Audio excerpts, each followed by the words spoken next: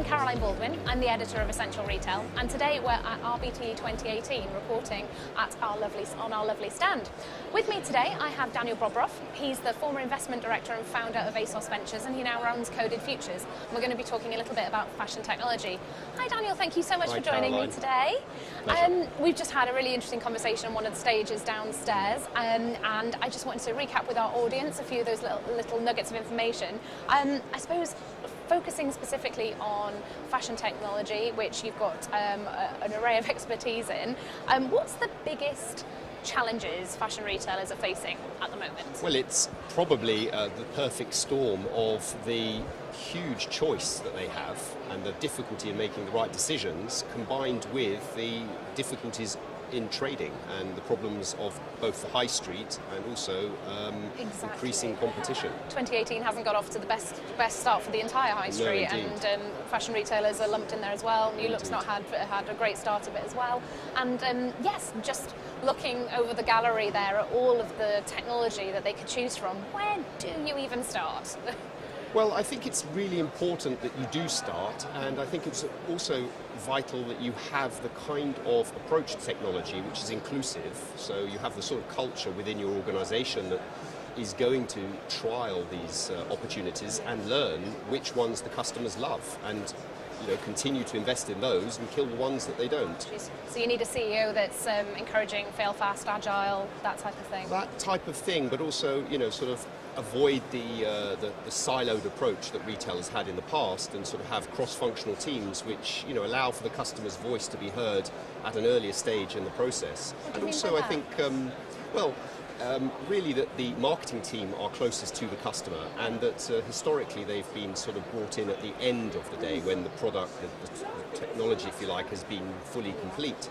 Have them much earlier in the process and use those tensions that happen between different departments, if you like, but as a single unit, so that they are working as a single team. Does this mean that you're listening to the customer not just to improve, fulfillment and e-commerce, but to improve the actual products as well, all the way back down the supply chain? Well, quite, and that sort of comes into play when you sort of adopt various sort of growth hacking techniques, where you experiment, but rather than just experiment in a marketing capacity, you're experimenting across both product development and technology and marketing all at the same time. And you're learning sort of from your efforts, because you're beginning to master the art, if you like, of actionable metrics. So not just how many people downloaded or signed up, but what did they do that's repeatable, that you can learn from and that you can do time and time again. Interesting. And looking to the store, what in-store technologies are exciting you in the fashion industry right now? What about magic mirrors seems to be the obvious go-to example? What do you think of those? The one piece of technology that offers the largest promise right now for retailers is RFID. Okay. I think RFID, because it acts as a bridge between the physical world and the digital world, it allows for fashion items to become smart.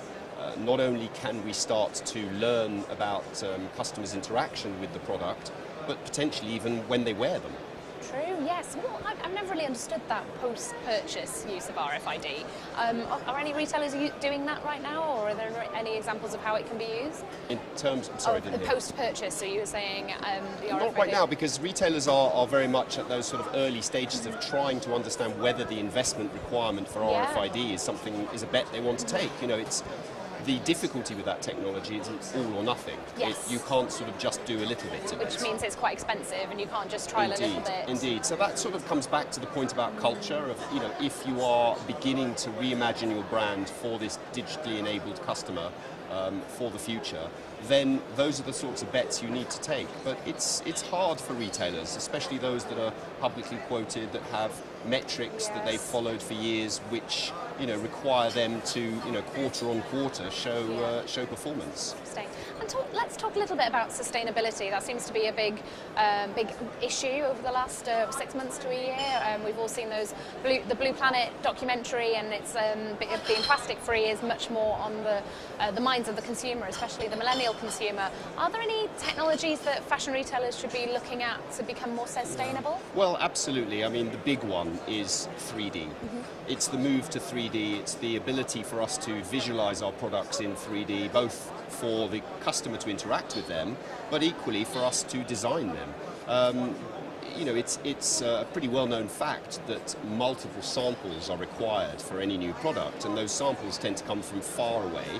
They cost a lot of money to produce, which is very inefficient, and they take a lot of time. So in a sort of fast-moving world, do we have that time? Are we prepared to spend that money on samples when the technology exists for us to actually produce that same item on a screen and control the loom from thousands of miles away? Fascinating, fascinating. But I can imagine that would be quite concerning about jobs and the people that are traditionally designing the... Indeed, and that's maybe where some of the resistance comes, is the fear factor. But again, back to the culture, if that kind of support is there within the organisation to engage with these kind of radical new ways of doing things, then that fear factor, which is somewhat understandable, you know, for somebody in their job, fearing that they don't have those skills and they will therefore lose those skills. You know, if I now need 3D designers instead of pattern cutters. Exactly, it's a changing job, isn't it? It's quite. not. It's not, we're not going back in time and smashing up all the looms. It's the new industrial revolution, isn't it? The robots aren't necessarily going to be taking over our job. Absolutely. And just finally, I think the fashion industry has been fascinating to watch when it comes to user-generated content and incorporating the customer. Like community, tell me a little bit about that. We've chatted to a bit on stage. I'd love to share that with some of our readers. Yeah, well, I think, you know, we now live in a world of unlimited supply.